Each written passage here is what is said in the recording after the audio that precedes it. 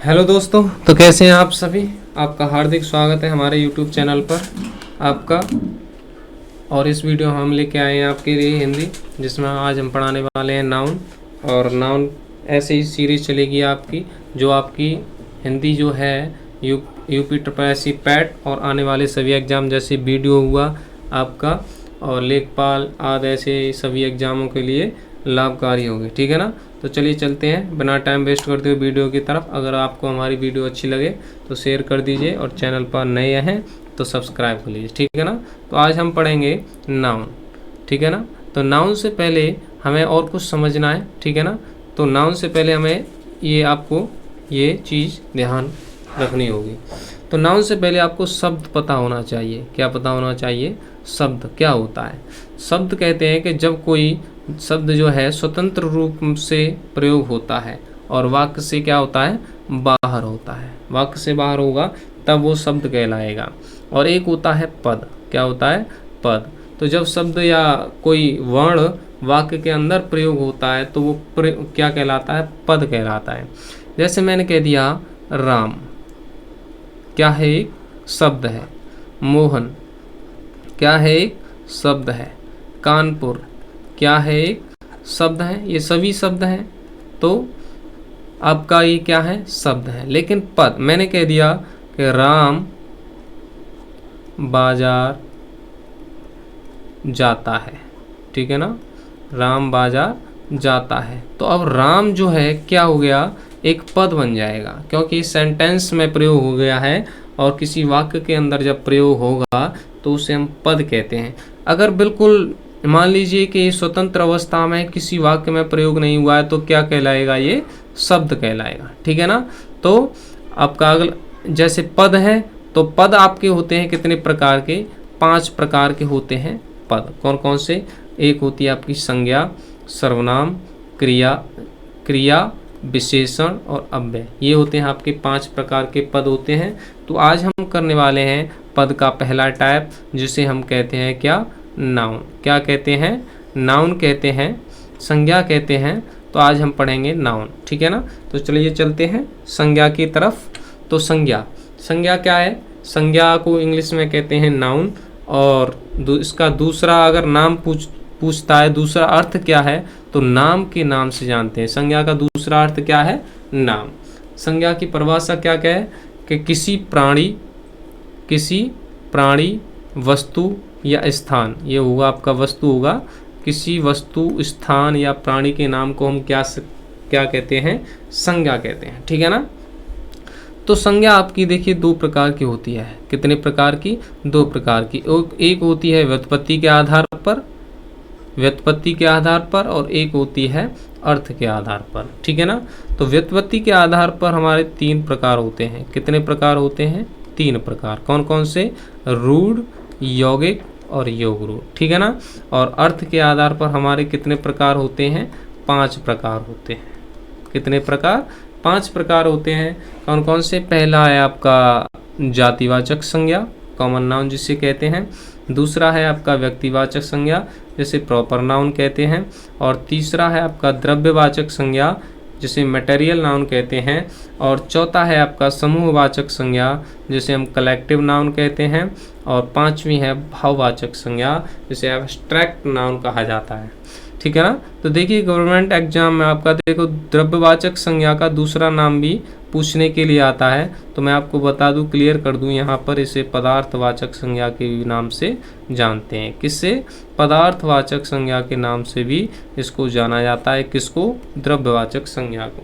ठीक है ना। तो चलिए चलते हैं। पहले हम करते हैं व्युत्पत्ति के आधार पर जो संज्ञा है उनको कैसे समझ सकते हैं हम। ठीक है ना। देखिए व्युत्पत्ति के आधार पर संज्ञा होती है 3 प्रकार की, रूढ़, यौगिक और योग रूढ़। तो रूढ़ संज्ञा को हम कैसे पहचानेंगे कि शब्द दे दिया जाएगा आपको और बताना है आपको कि निम्न में से कौन सी संज्ञा है। तो रूढ़ संज्ञा हम कहते हैं कि जिस संज्ञा या शब्द के संधि विच्छेद न हो। क्या न हो? संधि विच्छेद न हो। ऐसे शब्द अगर आ रहे हैं आपके एग्जाम में तो वो रूढ़ संज्ञा कहलाएगी। जैसे मैंने कह दिया राम, क्या संधि विच्छेद हो सकता है? 2 भागों में टूट सकता है? नहीं हो सकता। मैंने कह दिया कानपुर, मैंने कह दिया आगरा, मैंने कह दिया श्याम, ठीक है ना, मैंने कह दिया कान, मैंने कह दिया आँख। तो ऐसे शब्द हैं ये जिनके हम संधि विच्छेद नहीं कर सकते हैं, ठीक है ना।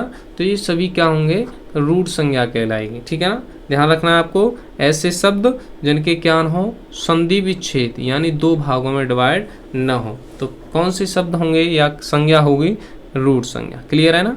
आगे देखिए 2 नंबर है आपकी यौगिक संज्ञा। कौन सी संज्ञा है, यौगिक संज्ञा। तो यौगिक से ही पता पड़ रहा है आपको कि दो शब्दों या शब्दों का योग जब होगा तो यौगिक होगा। तो जिसके संधि विच्छेद हो जाए, सॉरी ये न हो, ये गलत लिख गया है, तो जिसके संधि विच्छेद हो जाए वो होती है आपकी क्या, यौगिक संज्ञा। जैसे मैंने लिख दिया आपका विज्ञान, तो विज्ञान का संधि विच्छेद निश्चित है यानी वे धन ज्ञान। जब दो भागों यानी संधि विच्छेद हो गया आपका, तो विज्ञान कैसी संज्ञा है, आपकी यौगिक संज्ञा है। और अगर मैं कह दूं जैसे विद्यालय, ठीक है ना, तो विद्यालय तो यानी विद्या धन आलय, संधि विच्छेद हो रहा है तो आपका कौन सी संज्ञा होगी, इसमें यौगिक संज्ञा होगी। मैंने कह दी पाठशाला, पाठशाला, मैंने कह दिया गौशाला।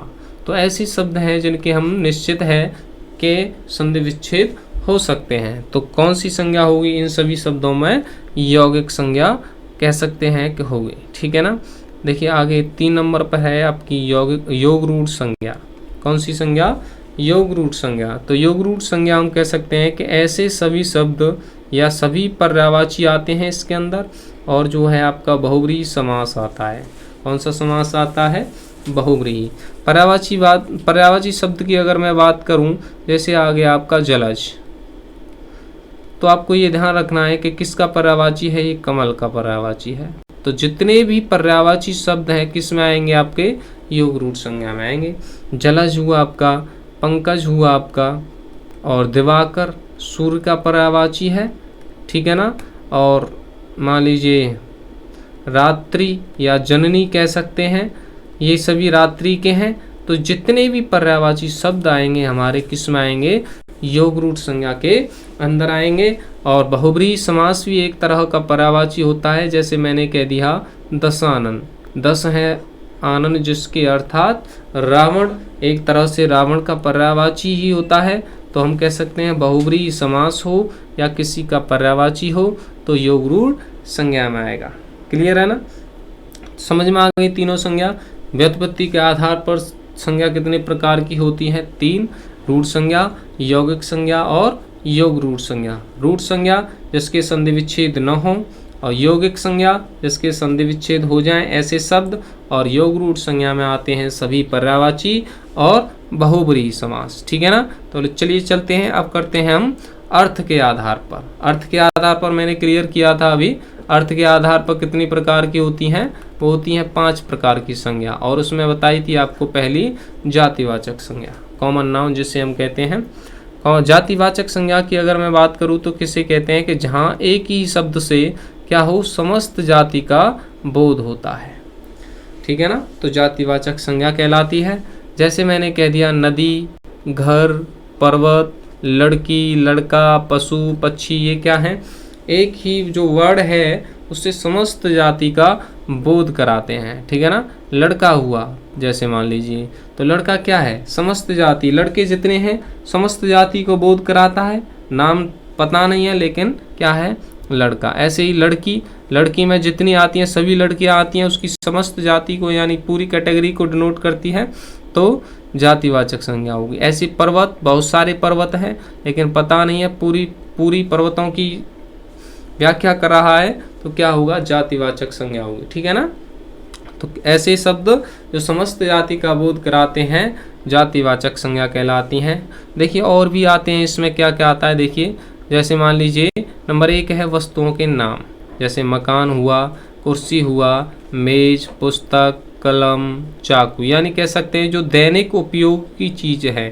किसकी, दैनिक उपयोग में जो चीज़ें हमारे काम आती हैं वो आपकी किस में आती हैं, जातिवाचक संज्ञा में। दैनिक उपयोग में आने वाली जो चीज़ें हैं आपकी किस में आती हैं, जातिवाचक। दैनिक उपयोग में आने वाली चीज़ें, ठीक है, सभी आएंगी। जैसे मकान है आपका दैनिक उपयोग, रोज यूज करते हैं हम उसको। कुर्सी, मेज, पुस्तक, ये सभी क्या है, दैनिक उपयोग में आने वाली वस्तुएं हैं। तो जैसे मान लीजिए आपकी कुर्सी कई ब्रांडेड की होती हैं, लेकिन कुर्सी एक समस्त जाति को डिनोट करती है, तो जातिवाचक संज्ञा में होगी। मेज कई कंपनियों की, जैसे मान लीजिए पुस्तक भी अलग अलग राइटर की होती है, लेकिन पुस्तक क्या है, एक ही जाति को डिनोट करती है। ऐसे देखिए आगे है, पशु पक्षियों के जितने भी नाम हैं वो सभी जातिवाचक संज्ञा में आते हैं। जैसे बैल, घोड़ा, हिरण, हाथी, तोता, ऐसे सभी जो पशु पक्षी हैं वो किस में आएंगे, जातिवाचक संज्ञा में। प्राकृतिक तत्वों के जो जितने भी नाम हैं वो सभी किस में आते हैं, जातिवाचक संज्ञा में। जैसे वर्षा हुआ, आंधी, तूफान, भूकंप, ज्वालामुखी, सुनामी, ऐसे भी जितने भी प्राकृतिक तत्व हैं जो प्रकृति के द्वारा हमें दिए जाते हैं, तो वो किस में आते हैं, जातिवाचक संज्ञा में आते हैं। ठीक है ना, क्लियर है। आगे चलते हैं। व्यवसाय जितने भी होते हैं किस में आएंगे, जातिवाचक संज्ञा में। जैसे किसान क्या है, एक व्यवसाय है, ऐसे ही मजदूर क्या है, एक व्यवसाय है। आगे जैसे कोई पद हुआ, मान लीजिए कोई पद है किसी के पास, तो किस में आएगा, जैसे अध्यापक क्या है, एक पद है ना, तो किस में आएगा, जातिवाचक संज्ञा में। डॉक्टर क्या है, एक पद है, ठीक है ना। मंत्री क्या है, एक पद है। अध्यक्ष हुआ, वकील हुआ, ये क्या है, सभी पद हैं। तो जितने भी पद हैं हम कह सकते हैं किस में आएंगे, जातिवाचक संज्ञा में। और जितने भी सगे संबंधियों के नाम आते हैं वो भी किस में आते हैं भाई, जातिवाचक संज्ञा में। जैसे भाई हुआ, माँ हुआ, पिताजी हुए, आपका जीजा हुआ, ये सभी, बहन हुआ, किस में आएंगे, जातिवाचक संज्ञा में। ठीक है ना, क्लियर है। जितने भी सगे संबंधियों के नाम हैं, पद है, कोई व्यवसाय है, प्राकृतिक तत्वों के नाम या किसी वस्तुओं का जो हम दैनिक उपयोग में उपयोग करते हैं, दैनिक वस्तुओं में, तो किस में आएंगी, सभी वो जातिवाचक संज्ञा में आएंगी। जातिवाचक संज्ञा क्लियर है। तो चलिए आगे चलते हैं। नंबर 2 पर आती है आपकी व्यक्तिवाचक संज्ञा, प्रॉपर नाउन जिसे कहते हैं। व्यक्तिवाचक संज्ञा कहते हैं जो किसी व्यक्ति, स्थान या वस्तु का बोध कराती है। जो किसी व्यक्ति, स्थान या वस्तु का बोध कराती है वो व्यक्तिवाचक संज्ञा कहती है। ठीक है ना। जैसे किसी राम क्या है, व्यक्ति का नाम है या लड़के का नाम है, कुछ भी कह सकते हैं। जातिवाचक संज्ञा में क्या था, लड़का, लड़का शब्द है मान लीजिए अगर आ रहा है तो क्या है, उसमें लड़के की समस्त जाति को बोध करा रहा है वो, तो जातिवाचक संज्ञा होगी। जब लड़के का नाम आ जाए या व्यक्ति का नाम आ जाए तो उसमें क्या होगी, व्यक्तिवाचक संज्ञा होगी। क्लियर है। अगर मान लीजिए कि नदी आ जाए, नदी, तो नदी में क्या है, जातिवाचक संज्ञा होगी। क्या होगी, जातिवाचक, क्योंकि समस्त जातियों को डिनोट कर रही है वो। अगर किसी नदी का नाम आ जाए तो व्यक्तिवाचक संज्ञा होगी। क्लियर है ना। ऐसे ही स्थान, मान लीजिए स्थान अगर आ जाए तो स्थान में क्या होगा, जातिवाचक, क्योंकि कोई भी स्थान हो सकता है। अगर स्थान का क्या दे दे, नाम दे दे, तो क्या होगा उसका फिर व्यक्तिवाचक संज्ञा। क्लियर है। और क्या क्या आता है देखिए, सभी व्यक्तियों के नाम तो आते ही आते हैं, ये तो क्लियर है ना। सभी व्यक्तियों के नाम आते हैं, जैसे कृष्ण हुआ, गौतम हुआ, मोहन हुआ, और श्याम हुआ, राधा हुई, आपकी ये क्या है, व्यक्ति और लड़का और लड़कियों के नाम हैं, तो सभी किस में आएंगे, व्यक्तिवाचक संज्ञा में आएंगे। आगे देखिए, जितने भी फलों के नाम आते हैं वो किस में, व्यक्तिवाचक संज्ञा में। जैसे सभी फल जो आम, अमरूद, सेब, संतरा, टमाटर। देखिए टमाटर क्या है, एक सब्जी नहीं है, एक फल है, ध्यान रखना है आपको। ठीक है ना। तो ये शब्द आपसे पूछा जाता है, टमाटर क्या है, एक फल है। ऐसे ही मिर्च एक क्या है, फल है। और ये ध्यान रखना है, दोनों वर्ड जो हैं पूछे जाते हैं आपके सभी, तो ध्यान रखना है। जितने भी फलों के नाम हैं व्यक्तिवाचक संज्ञा में। और सभी जो ग्रंथों के नाम हैं, जैसे रामायण हुआ, रामचरितमानस हुआ, कुरान हुआ, बाइबल हुआ, ये सभी किस में आएंगे, व्यक्तिवाचक संज्ञा में। अगर आपसे ग्रंथ वर्ड में, ग्रंथ शब्द में संज्ञा पूछ ली जाए तो क्या होगी, फिर उसमें जातिवाचक संज्ञा होगी। ध्यान रखना है आपको। ठीक है ना।